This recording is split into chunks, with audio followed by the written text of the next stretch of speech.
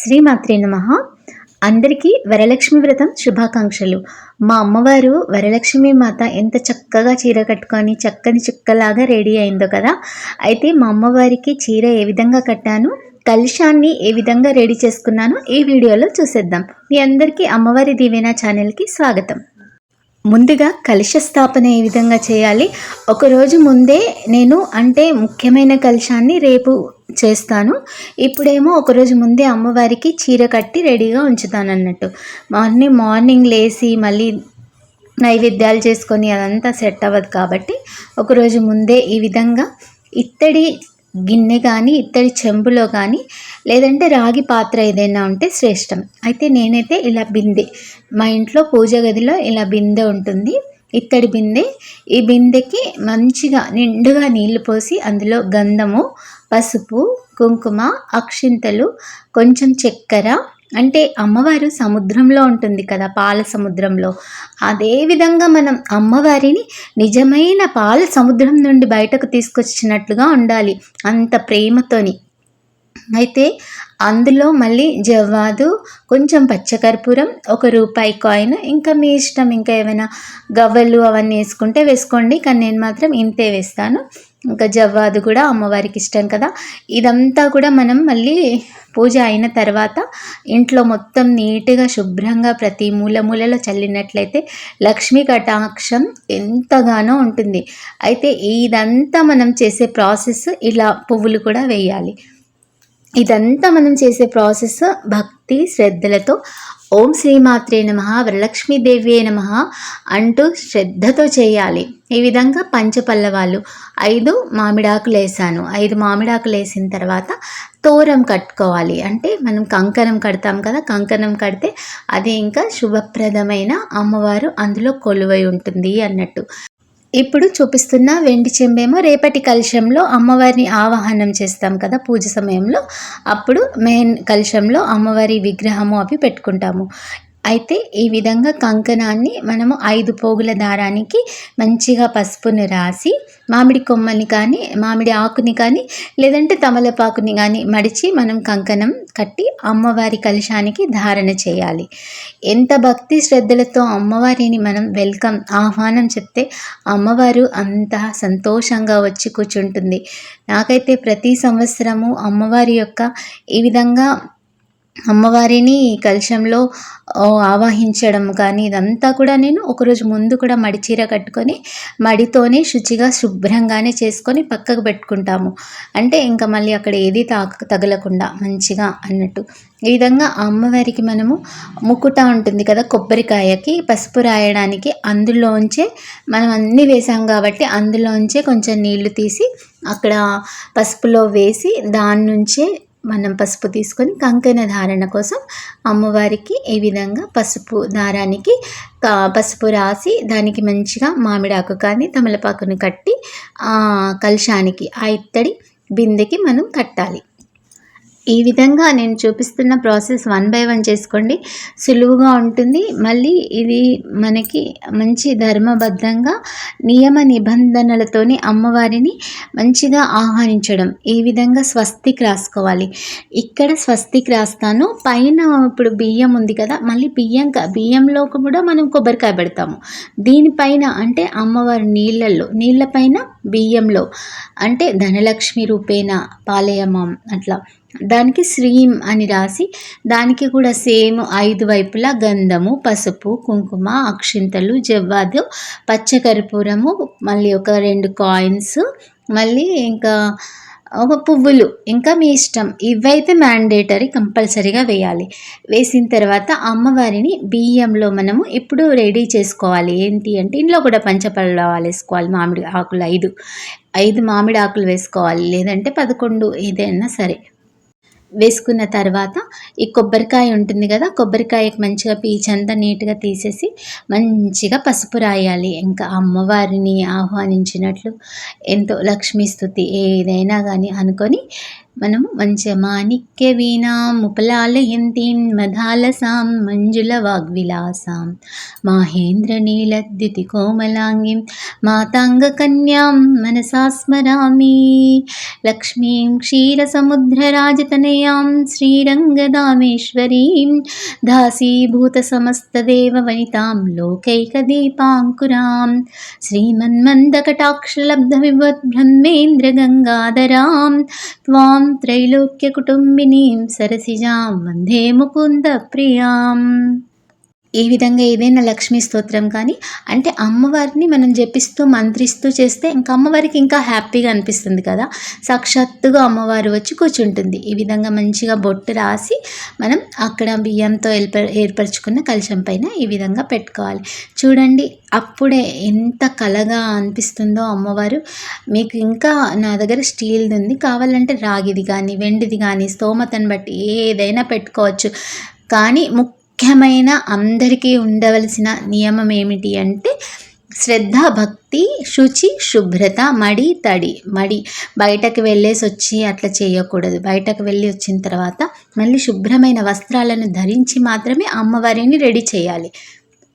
ఈ విధంగా అమ్మవారికి చేతులను కూడా మనం రెడీ చేసుకున్నట్లయితే మనం దానికి బ్లౌజ్ పీస్ కట్టి చీరను కట్టొచ్చు. చూడండి అమ్మవారికి ఇంకా మనం ఏమి బ్లౌజ్ పీస్ వేయలేదు, చీర వేయలేదు, కానీ ఎంత సాక్షాత్తుగా అమ్మవారు వచ్చినట్లు మనకు అనిపిస్తుంది కదా. అదేనండి వరమహాలక్ష్మి. ఏ పూజ అయినా ఏ నోమైనా అమ్మవారిని ఆహ్వానించే పద్ధతే వేరు.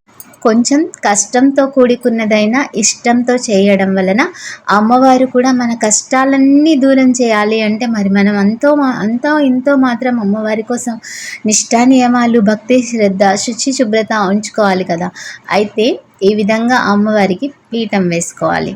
పీఠం వేసుకొని మనము మంచిగా పీఠం పైన కూడా స్వస్తిక్ వేసుకోవాలి. స్వస్తిక్, పద్మము, శ్రీం ఈ విధంగా ఏదైతే అది మనం ఇట్లా మంచిగా నీట్గా పెట్టుకున్న తర్వాత అక్కడ మనం ఇప్పుడు ఇంతకుముందు రెడీ చేసుకున్నాం కదా కలశాన్ని, అక్కడ పెట్టాలి అమ్మవారిని.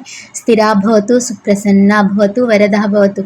అమ్మ మంచిగా కొలువై ఉండు తల్లి. రేపు పొద్దున మళ్ళీ ఉదయాన్నే ప్రాతకాలంలోనే లేచి నీ పూజ కోసం సిద్ధం చేసుకోవడానికి ఒకరోజు ముందే నిన్ను ఆహ్వానిస్తున్నాను తల్లి అని నమస్కరించుకొని ఈ విధంగా పీఠాన్ని ఏర్పరచుకోవాలి. పీఠాన్ని ఏర్పరచుకున్న తర్వాత అమ్మవారికి ఎంతో భక్తి శ్రద్ధలతో నమస్కరించుకొని మీకు ఏదైనా కష్టం ఉంటే అమ్మవారికి చెప్పుకోండి. అమ్మవారు తీర్చని కోరిక ఉండదు, తీసేయని కష్టము ఉండదు. ఆమెని ప్రకృతే నమః. ఆమెని ప్రేమిస్తే అమ్మవారు మనకి ఎన్నో రెట్ల ఆనందాన్ని ఇస్తుంది. కోట్లు ఇవ్వదేమో కానీ కష్ట సమయంలో మాత్రం చేయూతనిచ్చేది అమ్మవారు. ఏ అమ్మవారైనా సరే ప్రతి పండగని నిష్ఠా నియమాలతో చేసినట్లయితే మనల్ని ప్రతి సంవత్సరము ఆ పండగలు వచ్చేదే మన కష్టాలని తీర్చుకునే ఒక మంచి అవకాశం. అమ్మవారి ధ్యానంలో ఉంటూ అమ్మవారిని స్మరిస్తూ అమ్మవారితో మనం అనుసంధానంగా ఉంటే అమ్మవారు మనల్ని చూసుకుంటూ ఉంటుంది. అమ్మవారి నీడలో ఉంటే కష్టం ఎక్కడిది. ఈ విధంగా చీరని మనం ఒక సగం మొత్తానికి సగం చేయాలన్నట్టు ఇట్లా పొడుగులో సగం చేసి కట్టుకొంగు ఉంటుంది కదా, కట్టుకొంగును కొంచెం వదిలేసి కుచ్చిళ్ళు ఇలా చింగులు పెట్టుకోవాలి. పెట్టుకున్న తర్వాత ఇంకా కొంగు వైపు చిన్న చిన్నగా ప్లేట్స్ పెట్టుకొని కాంటాలు మనము సేఫ్టీ పిన్స్ అవి పెట్టుకోవాలి. ఒక్కొక్క ప్లేట్ని మనం మంచిగా ఇట్లా ఐరన్ చేసినట్టుగా ఇట్లా పెట్టుకున్నట్లయితే మనకు కట్టేటప్పుడు మంచిగా నీట్గా కనిపిస్తుంది. తర్వాత కొంగు కూడా మనకి ఎంత పెద్దగా కావాలో అంత పెద్దగా ముందే ఇట్లా ప్లేట్స్ పెట్టుకొని ఒక 5 ఇంచెస్ దగ్గర మనము కాంటాలు పెట్టుకున్నట్లయితే మనకి కట్టుకోవడానికి ఈజీగా ఉంటుంది. అంటే ఇట్లా రెడీ చేసుకొని పెట్టుకుంటే ఈజీగా మనం అమ్మవారికి డ్రేప్ చేసేయచ్చు శారీని. ఇంకా ఎంత బాగుందో అమ్మవారికి చీర బాగుంటుంది అని తీసుకొచ్చాము. పోయిన సంవత్సరమేమో గ్రీన్, ఎల్లో, ఈ సంవత్సరమేమో బేబీ పింక్, వాయిలెట్. మ్యాక్సిమం ప్రతి సంవత్సరం ఒక వేరే కలర్సే అమ్మవారు ఇంకా వెతకాని అవసరం లేకుండా వెళ్ళగానే కనిపిస్తుంది, తీసేసుకుంటాము. ఈ విధంగా అమ్మవారికి మంచిగా కొంగు, కుచ్చిళ్ళు రెడీ చేసుకొని పెట్టుకొని బ్లౌజ్ని కూడా కట్ చేసుకొని మనం చేతులకు వేయడానికి ఈజీగా ఉండేటట్టు ఇలా మడతలు పెట్టుకోవాలి. అయితే ఇప్పుడు మనం అమ్మవారికి శారీని డ్రేప్ చేసేద్దాం రండి.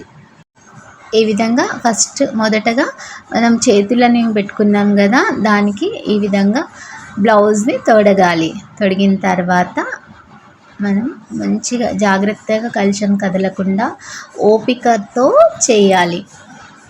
ఇంట్లో పనులన్నీ అయిపోయిన తర్వాత మంచిగా అలంకరణ చేసుకోవాలి. ఈ విధంగా చేతులు వేస్తే చూడండి ఎంత బాగుంది, అమ్మవారు చక్కని చుక్కలాగుంది.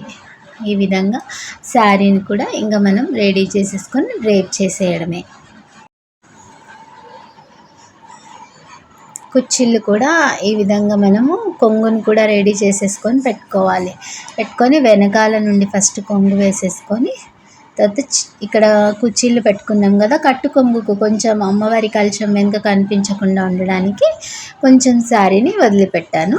తర్వాత ఇక్కడ కుచ్చిళ్ళు పెట్టుకున్న కాంటాకి సుతిలి కానీ ఏదైనా మనం కట్టేసుకొని అమ్మవారికి అక్కడ ఇత్తడి బిందె ఉంది కదా, దాని చుట్టూ అమ్మవారికి నడుము చుట్టూ కట్టినట్టు కట్టేసుకోవాలి. కాంటా లోపల నుంచి సుతిలి తీసుకోవాలి. చిన్నగా మంచిగా ఓపికతోని శ్రద్ధాభక్తులతోని చేసినట్లయితే అమ్మవారు తప్పక అనుగ్రహాన్ని ఇస్తుంది. ప్రతి సంవత్సరము ఎంతో ఆనందంగా చేసుకునే పండుగలలో వరమహాలక్ష్మి ఒక పండుగ. మనకి ముత్తైదువులు ఇంటికి వచ్చి అమ్మవారు సాక్షాత్తు అక్కడ కొలువై ఉండి ఎంత ఆనందంగా ఉంటుందో కదా. వారం 10 రోజుల నుంచి ఇంటిని శుభ్రం చేసుకొని ఈ విధంగా అమ్మవారి కోసమని మనం వెళ్ళి చీరలు తీసుకొని వచ్చి తాంబూలాలకి శనగలు ఇవన్నీ గాజులు అన్నీ తెచ్చుకొని సిద్ధం చేసుకొని ఎంత హడావుడిగా అమ్మవారు చేయించుకుంటుందో. తర్వాత వరమహాలక్ష్మి పూజ అయిపోయిన తెల్లవారి మళ్ళీ ఇవన్నీ తీయాలి, మళ్ళీ ఎక్కడవక్కడ పెట్టాలి. ఎక్కడవక్కడ పెట్టేసిన తర్వాత అప్పుడు మనకి అలసట అనేది వస్తుంది. అబ్బా రెస్ట్ తీసుకోవాలి, నేనేనా ఇదంతా చేసింది అన్న భావన కలుగుతుంది. కానీ అప్పుడు చేసేటప్పుడు మాత్రం ఎంతో ఉల్లాసంగా ఆనందంగా చేస్తూ ఉంటాము. పూజలు కానీ వ్రతాలు కానీ నోములు కానీ అప్పుడు మనకి పాజిటివ్ వైబ్రేషన్ అన్నట్టు. అబ్బా నాకు చేయాలనిపించట్లేదు, నేను చెయ్యను అనిపిస్తుంది కదా, అంటే మనలో ఏదో బాధ కానీ లేకపోతే ఆరోగ్యం బాగుండలేకపోవడం కానీ ఇంట్లో నెగిటివ్ ఎనర్జీ కానీ ఉన్నట్టు. దానికి మనం ఇంకా ఏమీ చేయలేము, కానీ వీలైనంత మట్టు చేయడానికే ప్రయత్నించాలి. ఎప్పుడైనా ఏ పండుగ అయినా కనీసం చిన్నగానైనా చేసుకోవడానికి ప్రయత్నించాలి. చిన్నగా నైవేద్యం సీరానో పాయసమో ఏదో ఒకటి అమ్మవారికి నివేదనం చేసి గౌరమ్మతోని గణపతితోని పూజ చేసుకొని చిన్నగా అయినా ఇంట్లో పూజలు వ్రతాలు నోములు చేసుకున్నట్లయితే ఇల్లు ఎప్పటికీ ఆనందంగా వృద్ధిగా ఉంటుంది. అదేవిధంగా నిత్య దీపారాధన కూడా ఇంట్లో 2 పూటలా చేసినట్లయితే ఆ ఇంట్లో అమ్మవారి కొలువై ఉంటుంది. ఇంకా అమ్మవారి కొలువై ఉంది అంటే సుఖ సంతోషాలు శాంతులు కొలువై ఉన్నట్టే. కుటుంబంలో సంతోషం ఆనందము, భార్యాభర్తల మధ్యలో అన్యోన్యత, పిల్లలు చెప్పిన మాటలు వినడం ఇవన్నీ కూడా చేస్తూ ఉంటారు. అయ్యో అయ్యో అని బాధపడే బదులు అమ్మవారి పాదాలను పట్టుకున్నట్లయితే ఆమెనే అన్ని చూసుకుంటుంది కదా. చూడండి ఎంత బాగా కుదిరిందో అమ్మవారికి చీర నా దిష్టే తగిలేట్టుంది. అయితే మనం హారతి ఇస్తాం కదా, హారతి ఇచ్చేటప్పుడు 3 సార్లు కిందికి ఎందుకు అంటాము అంటే అమ్మవారికి పూజ అనంతరం అమ్మో ఎవరిదైనా దిష్టి తగిలిందేమో అన్నట్టుగా భావించి కూడా హారతి ఇస్తారేమో అని నాకు అనిపిస్తూ ఉంటుంది. మరి అది ఎంతవరకు నిజమో కానీ నాకు అలా అనిపిస్తూ ఉంటుంది. చూసారా మా ఇంటి వరమహాలక్ష్మి ఏ విధంగా తయారయ్యిందో, కుందన బొమ్మలాగా. ఇంకా అయ్యవారు రేపు విష్ణుమూర్తిని కూడా పెట్టుకొని లక్ష్మీదేవి పూజ చేస్తాము. ఇంకా అమ్మవారు అయ్యవారు అంటే ఆనందానికి లోటే లేదు. మీ అందరికీ కూడా ఈ చీర కట్టడము ఇవన్నీ నచ్చినట్లయితే వెంటనే మా ఛానల్ని సబ్స్క్రైబ్ చేసుకోండి, లైక్ చేయండి, షేర్ చేయండి, ఇంకా కొంతమందికి ఫార్వర్డ్ చేయండి. ఇలాంటి మరిన్ని వీడియోస్ కోసం మా ఛానల్ని వీక్షిస్తూనే ఉండండి. మరి మీకు నచ్చిందా అమ్మవారి చీర కట్టు బొట్టు అన్నీ కలశ స్థాపన? నచ్చినట్లయితే కామెంట్ చేయండి. శ్రీమాత్రే నమః. లోకా సమస్త సుఖినో భవంతు. జై శ్రీరామ్. రేపటి వీడియోలో అమ్మవారి యొక్క పూర్తి పూజా విధానం తెలుసుకుందాం. అప్పటి వరకు ఓం మహాలక్ష్మే నమో నమః.